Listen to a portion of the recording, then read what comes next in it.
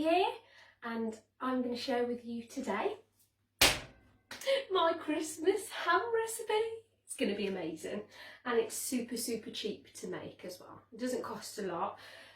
With ham, with any sort of Christmas ham that you're going to do, it's brilliant for everything. So you can just have ham dinners, or you can do ham soups, pea and ham soups, or you can do Dauphinoise potatoes with ham, or you can have ham, egg and chips.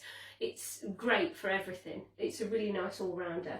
And when I was growing up, my nan would make a Christmas ham with cloves, and my mum would make a Christmas ham with honey. She would do like a honey glaze, and it took me the longest time to get the right recipe that I liked for the ham that we like. So when you get a gammon, it doesn't have to be a very expensive one. This is just an unsmoked gammon joint that I got from Aldi.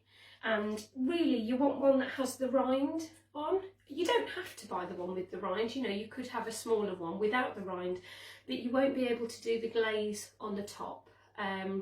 This sort of crisscross design that's like a classic Christmas ham.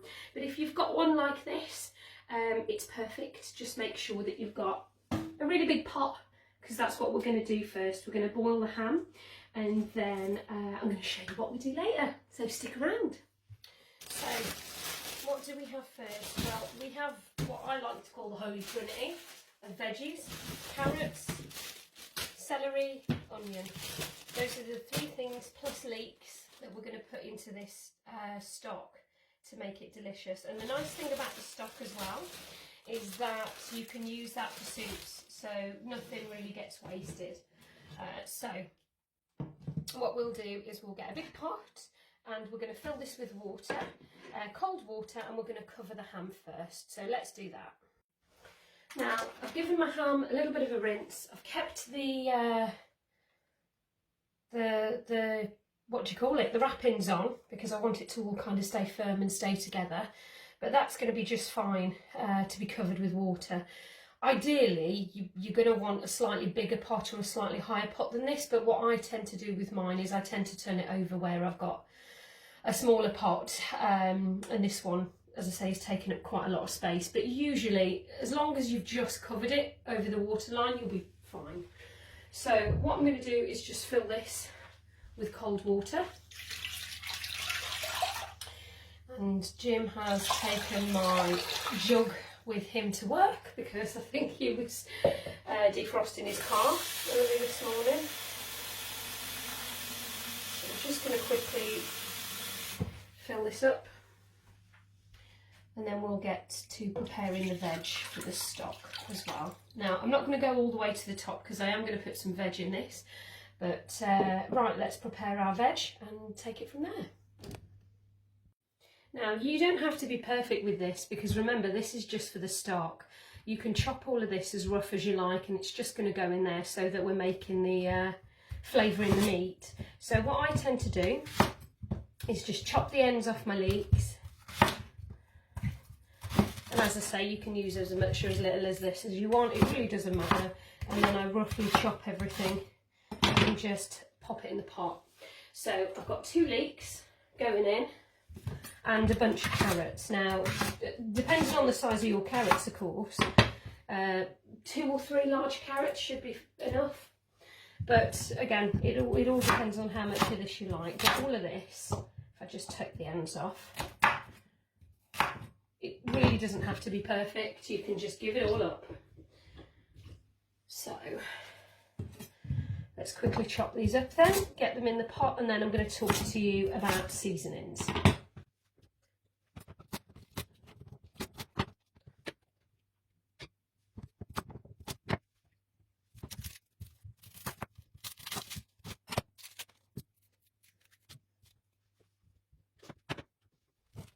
Okay, so seasoning. Now, what I tend to put in, a couple of things with this. If you are going to be using this for soups, if you're going to be using your stock for soups and things like that, you're not really going to want to put anything like garlic in, because what I do find with a stock, that garlic can be quite bitter.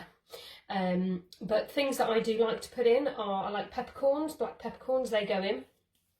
I put a couple of bay leaves in, Again, you don't have to do this. You don't have to put any seasoning in because it is salty anyway, so that you don't have to do a lot. But the other thing I do like to add in is crushed coriander seeds. That's a little Gordon Ramsay tip for a nice Christmas ham, and it smells super, super nice.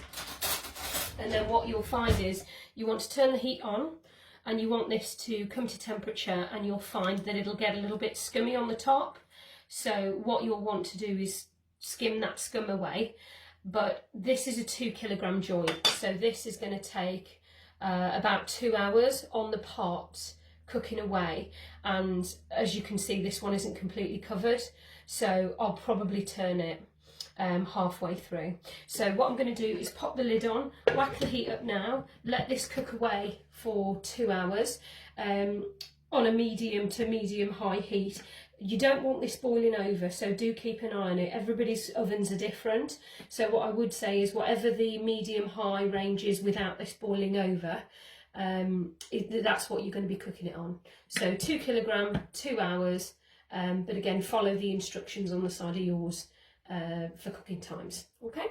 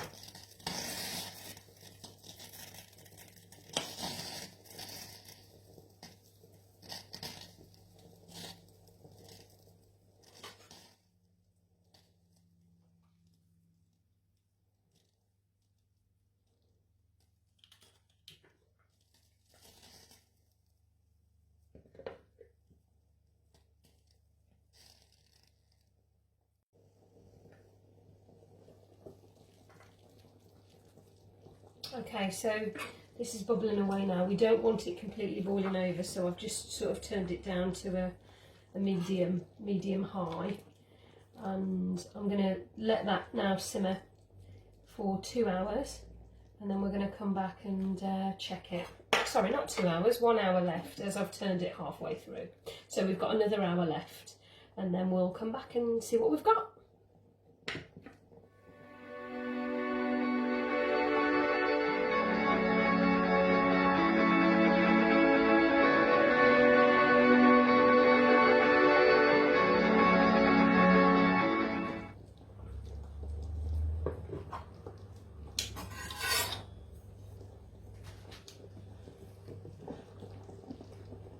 Starting to look very done now.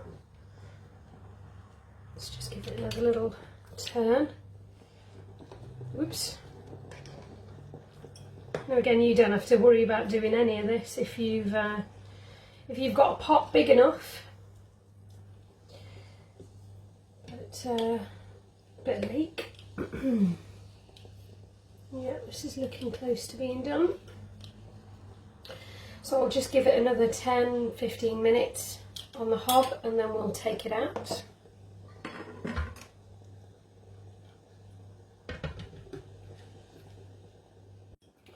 So what we want to do now is take the ham out of the stock, and you can set your stock, strain it, set it to one side. Don't get rid of it. You can use it for soups and risottos and sauces and whatever else. Oh, I think I might need another utensil. So it's quite heavy. Carefully lift it out, she says. Oh my god, it's not coming out. Right. It's all over the place. This is a really big ham. Hang on.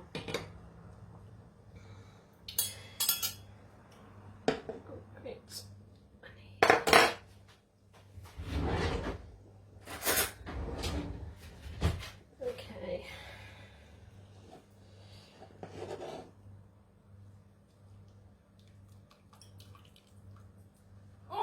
There we go. Good grief. So that's our ham out. Now it's a bit wonky because it's where it's sort of expanded and come apart.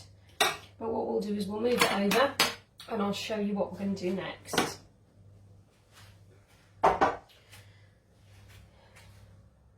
Right, now you want to get your oven on to about 170°, and we want to carefully take this netting off now so we can do the next step.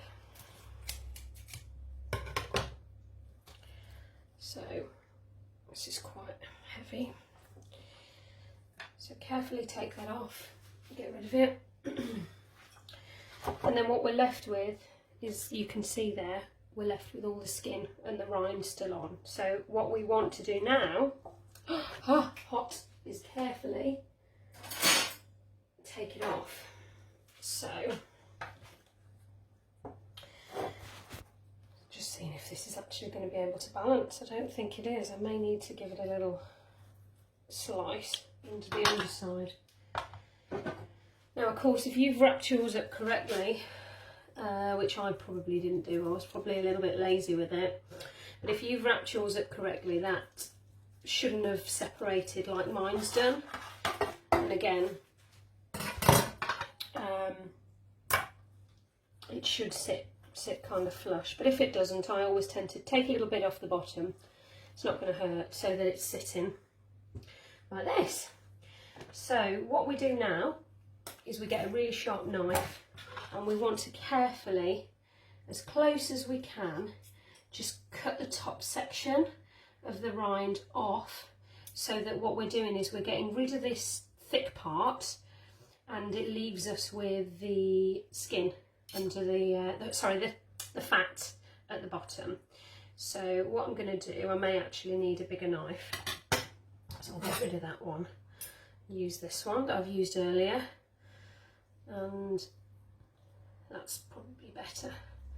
We just want to carefully take that off, and it should be pretty soft. There might be one or two areas where it's not. And again, something else that you can do with the fat is you can keep this and you can make crackling. So you can either keep it to one side and then whack it in a hot oven at the end, which is quite nice, or you can just discard it, whichever. But what we want to do is we want to get rid of those really rubbery bits that are not going to be very nice, and what we should be left with is this lovely fat layer. And as I say, we don't want to take off too much of the fat layer, we want it to be quite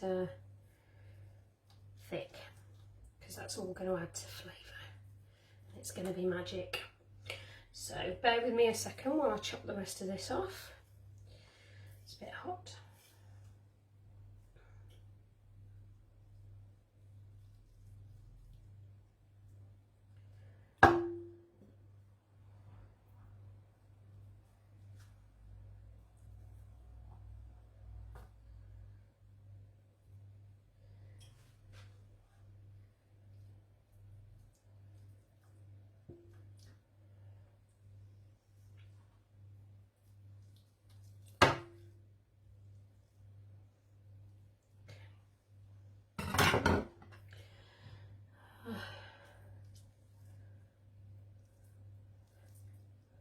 So we want to try and get it as uniform as we can, and then the fun begins. Now, I like cloves in mine. For the glaze, it really is the simplest glaze in the world. Now you can do honey and mustard, you can do cloves. Me, I like to use cheapy marmalade and a couple of cloves, because I think it's quite nice. Jim doesn't like too much because he says it tastes like a bit of a pomander, those old, like a Tudor perfume thing. So what I'm going to do is just cut the fat layer, not too deep, but we're going to do that classic crisscross, which is just awesome. Okay, and what I may do, actually, so that you can see, is I'm going right the way across, and because it's still warm, it's already starting to open up to receive all the lovely glaze that we're going to put on it. So, as I say, when it comes to cloves, I like to add just 1 or 2, just to give it a little bit of fragrance, nothing more, because otherwise Jim would kick off. But you can stud this all you want. So there we go, there's my 2 cloves that I'm allowed. And let's get cracking with the marmalade. So get a big old scoop of that, maybe 2. That'll do nicely for now. And what we want to do is just pop this all over. Now it should start melting if your ham is still hot, if you haven't sort of whipped it out of the pot.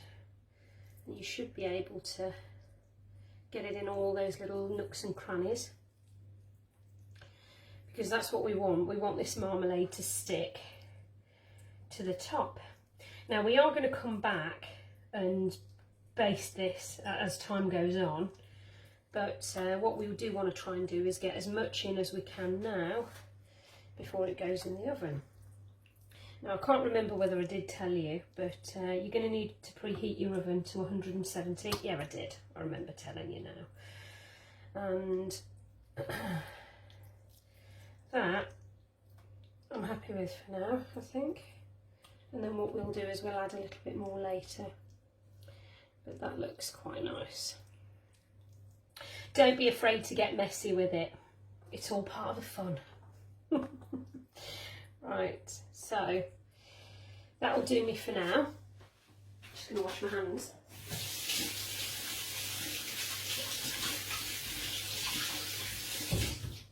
Okay, and then the last thing that I like to add to this is black pepper.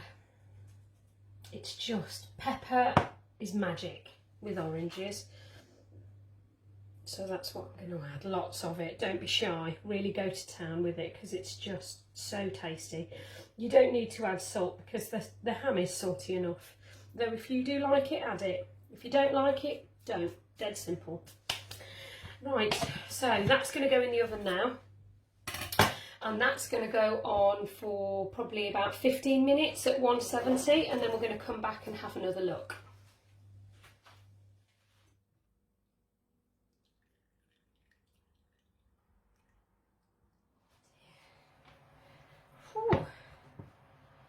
It's looking quite nice, although it seems to have tipped over slightly. So let's see if I can rebalance this.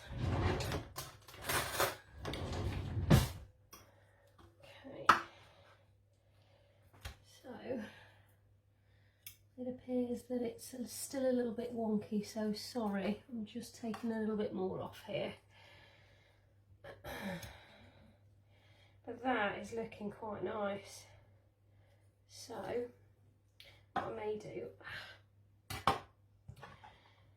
is it's starting to brown now, so I may actually leave it like this because it just doesn't seem to want to go. It really wants to go down like that, so it's like a little pineapple. So what we want to do now is add a bit more of that marmalade glaze, and we should have some in the bottom of the pan now, and this is getting quite a glossy look. Can you see? It's going a little bit like treacle, and that's what we want. So let's just do some basting, and we're going to come back probably in another 15 minutes and do this again until we get to the magic consistency. So let's have some of this lovely sugary treacle that we've got here, and it will get thicker and thicker and thicker. Now of course you can add as much or as little as you want of this, but I do find with a ham that's as big as 2 kilograms, it usually takes the whole jar. We'll see how we get on As I say, this is already starting to look quite nice. And we're only 15 minutes into our cycle. So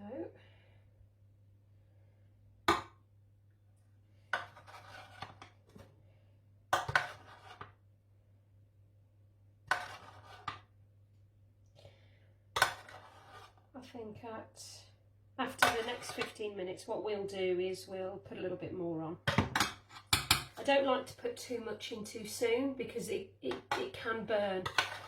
We don't want it black just yet. We do want it a nice golden brown colour. Golden brown. Right, there we go. So that's going to go back in the oven for another 15. I'll see you in a minute. And you'll really notice the difference at the bottom of the pan now. It's starting to go dark. And it's starting to get quite sticky, which is good.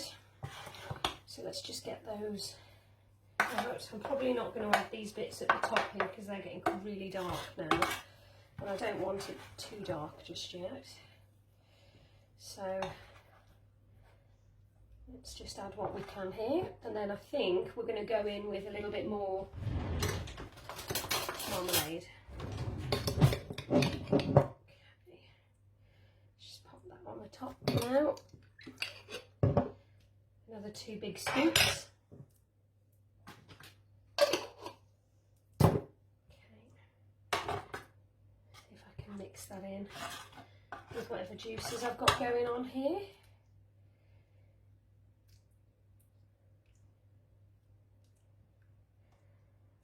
See, what happens slowly over time is it goes like jewelled. And it just looks so pretty.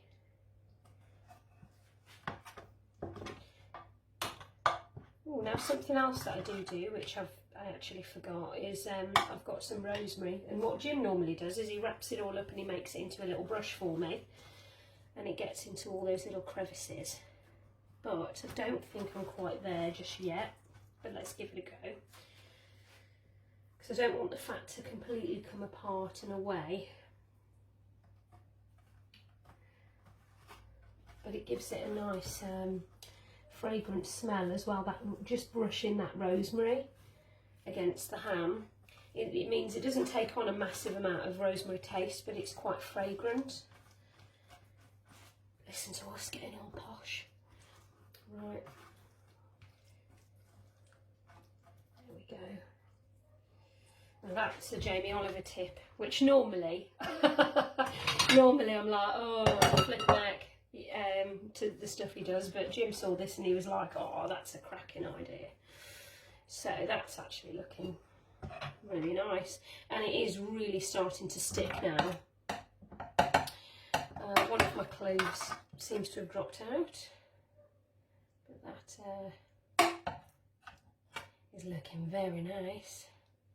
So round number 3, this is going to go in for another 15 minutes again. And then that takes us up to 45 minutes. Ooh, here we go again. Look at this. This is starting to look nice. Ooh, magic. I might add a little spot of water to it actually in the last one to stop it burning. But oh my word, look at the colour.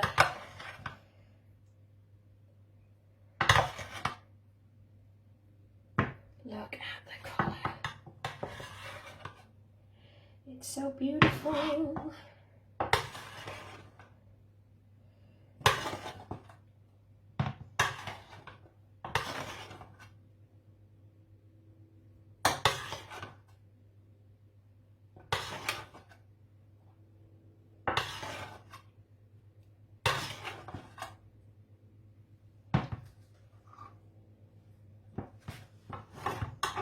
Do you reckon?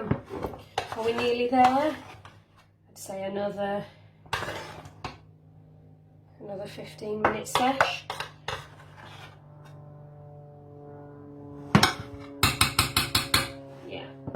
think what I'm going to do, because the top half of this is burning, I don't want that to happen too much because it's going to end up being like tar. So I'm just going to add a little splash of water in the bottom just to stop the rest of it from scorching. And yeah, gives us a little bit more juice to work with. Yeah, so back we go again. You can see that glaze is starting to get really, really dark. And so I didn't want it too dark, but then again not too light either. But wow, look at that. Doesn't that look amazing? So I think I may go back to my spoon, then my fancy pants brush. Now, depending on how much you like yours done, I'd like to do mine to the point where it's just before it's starting to go dark on the top, but you might want to go further with this depending on what you want to do really. You could do another 15 minutes, you could take it further, but I like to sort of stop now. Now what I do as well is I'm going to get this out of the pan and I'm going to cover it over and I'm going to let it rest. Now a joint of this size, I normally let it rest for a good solid hour just to help all the juices, and I'll also add a little bit more of that marmalade just on the top at the end because it will start to thicken. So what we're going to do is we're going to get this out of here and then we're going to cover it over. So there you go. There you can see it with its lovely pretty glaze. So I'm going to leave this now. Ooh, tasty. I'm going to leave this to rest and then we're going to come back and we're going to carve it.